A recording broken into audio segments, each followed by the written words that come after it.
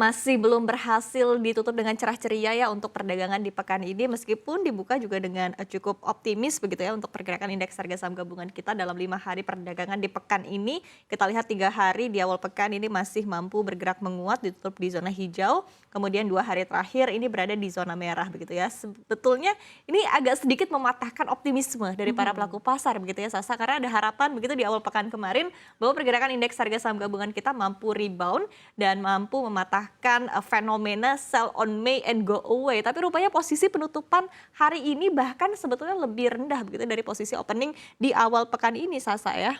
Iya, kalau kita lihat pergerakan IHSG pada 2 hari terakhir gitu ya, ini menjadikan IHSG gagal untuk membalikan arah tren bearish yang sudah terjadi dalam sebulan terakhir. Padahal sebetulnya 4 hari perdagangan sebelumnya nih, IHSG mampu secara konsisten berada di zona hijau dan mulai kembali untuk menunjukkan volume beli di atas rata volume 20 hari terakhir, meskipun memang volume pada perdagangan hari Kamis kemarin sudah mulai tampak menciut nih di bawah rata volume 20 hari terakhir. Kemudian pada perdagangan Kamis kemarin ini juga IHSG membentuk candle bearish Marubozu setelah nyaris seharian berada di zona merah. Secara teknikal pergerakan IHSG ini memang masih berada di rentang MA20, MA50 dan juga MA100-nya. Dan nampaknya IHSG masih butuh otot yang cukup kuat nih untuk bisa menembus level resistance di MA20 dan juga 50-nya di kisaran 6.760-an. Dan hari ini IHSG telah menembus support di level psikologis 6.700, maka level support berikutnya berada di kisaran 6.650, apalagi seiring dengan sentimen global masih diliputi penuh ketidakpastian.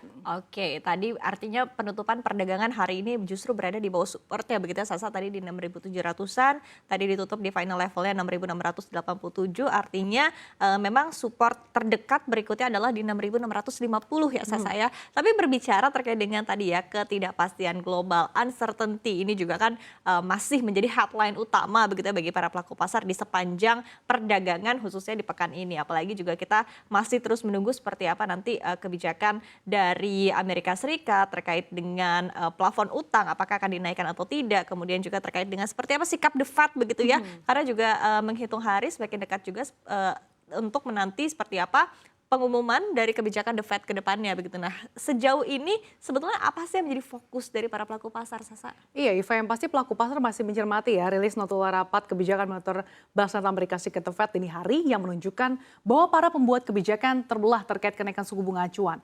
Beberapa anggota melihat perlu untuk menaikkan suku bunga acuan, tetapi yang lainnya memperkirakan pertumbuhan ekonomi akan melambat dan tidak perlu lagi untuk mengetatkan kebijakan moneter. Nah, rilis risalah tersebut ini membuka peluang lebih besar lagi untuk The Fed untuk tidak akan menaikkan suku bunga acuan pada bulan depan, apalagi Gubernur The Fed Jerome Powell sempat memberikan sinyal pada Jumat pekan lalu dengan mengatakan bahwa suku bunga acuan tidak akan setinggi perkiraan pasar.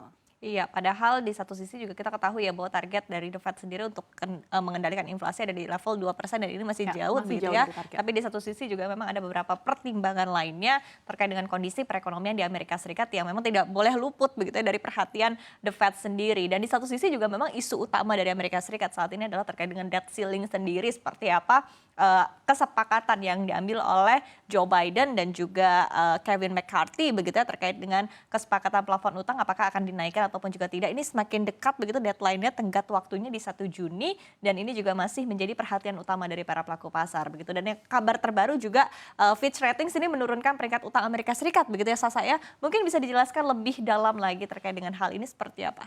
Iya, Iva, baru-baru ini di tengah ketidakpastian pelaku pasar begitu ya, menanti seperti apa kebijakan dari Amerika Serikat terkait dengan debt ceiling, Fitch Ratings ini menurunkan peringkat utang Amerika Serikat menjadi AAA atau dalam status peringatan atau pengawasan negatif.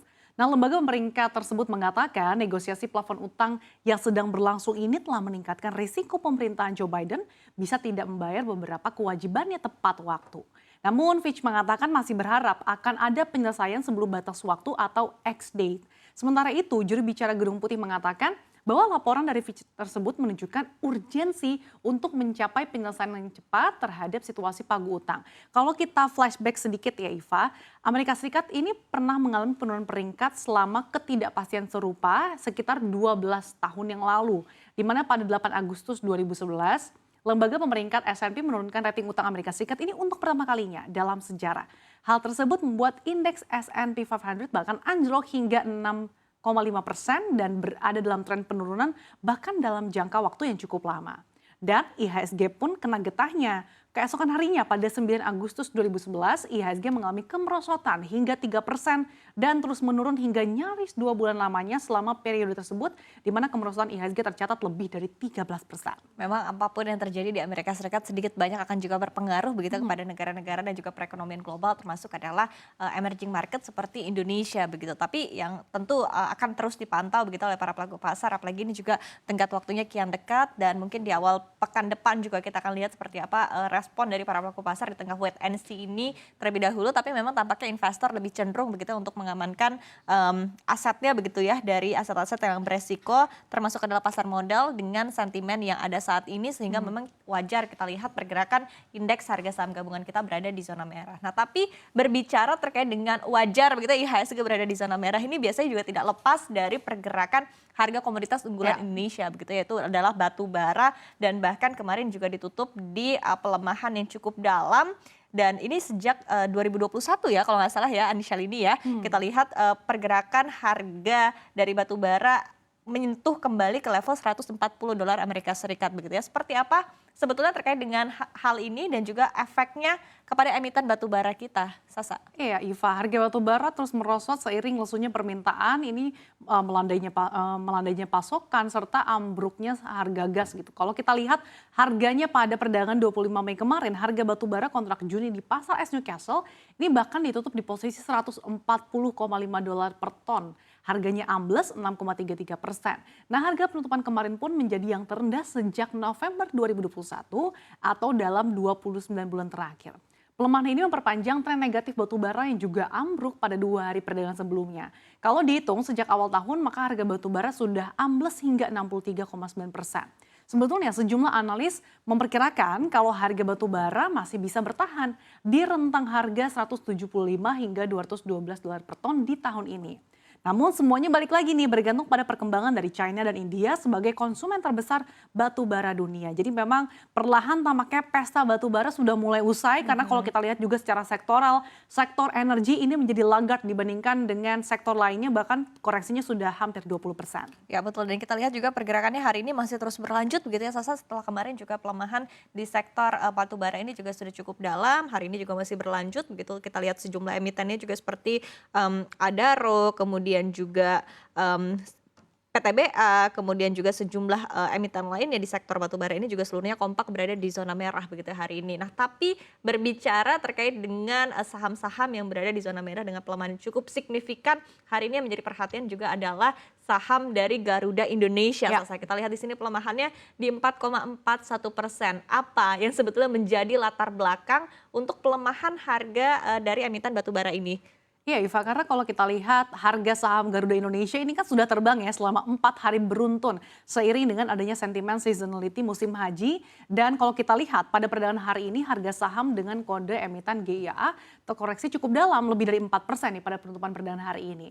Secara year to date saham Garuda Indonesia bahkan sudah merosot hampir 70%.